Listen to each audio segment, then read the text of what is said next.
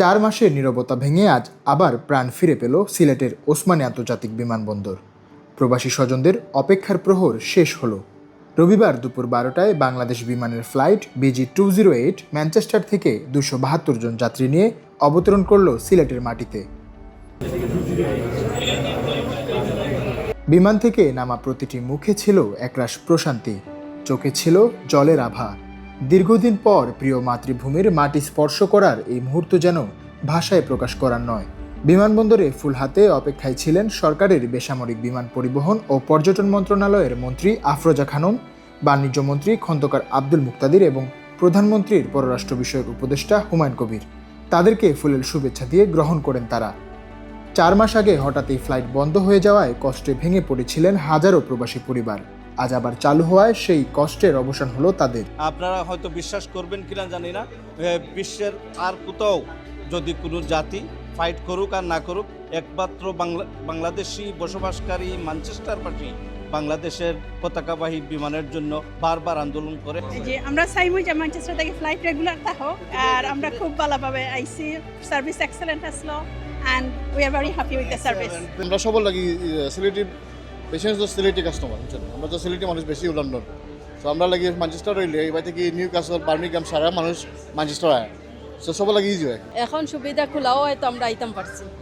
এদিকে বেসামরিক বিমান পরিবহন ও পর্যটন মন্ত্রী আফরোজা খানম বলেন, সিলেটবাসীর প্রাণের দাবির প্রেক্ষিতে সরকার দায়িত্ব নেওয়ার মাত্র 4 মাসের মধ্যেই প্রধানমন্ত্রীর আন্তরিক উদ্যোগে এই ফ্লাইট পুনরায় চালু করা সম্ভব হয়েছে। ভবিষ্যতেও তা অব্যাহত থাকবে। আমাদের মাননীয় প্রধানমন্ত্রী জনাব তারেক রহমানের নির্দেশে আজকে সেই ফ্লাইটটা এখানে এসে পৌঁছেছে। এখানে যারা আছেন তারা সবাই জানেন যে সিলেটবাসীর প্রতি একটা আলাদা, আমাদের মাননীয় প্রধানমন্ত্রীর একটা আলাদা কিন্তু একটা সফট কর্নার আছে, এবং সেই সাথে সাথে আমরাও সেই সফট কর্নারের মধ্যে চলে এসেছি। যদিও আমার বাড়ি সিলেট না, কিন্তু আমি এখানে সিলেটবাসীদের ভালোবাসায় আমিও আপনাদের প্রতি একটা মায়া মমতায় জড়িয়ে গিয়েছি, এবং এখানে আসলেই পরে খুব ভালো লাগে যে সিলেটের এই বিমানবন্দরে আমাদের প্রবাসী ভাই বোনরা এখানে আসেন, তাদের দেখেও ভালো লাগছে। তা আমাদের এই ধারাবাহিকতাটা বজায় থাকবে।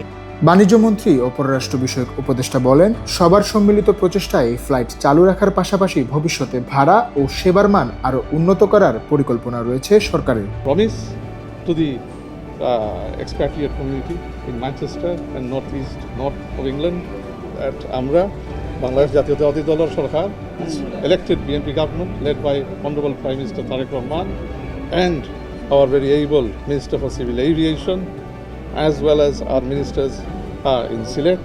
Together, we have all come together এবং আজকে রিতাবার নেতৃত্বে আমরা এই ফ্লাইটটা চালু করতে পারলাম বিমান মন্ত্রণালয়ের পক্ষ থেকে আবার, and it is a wonderful day.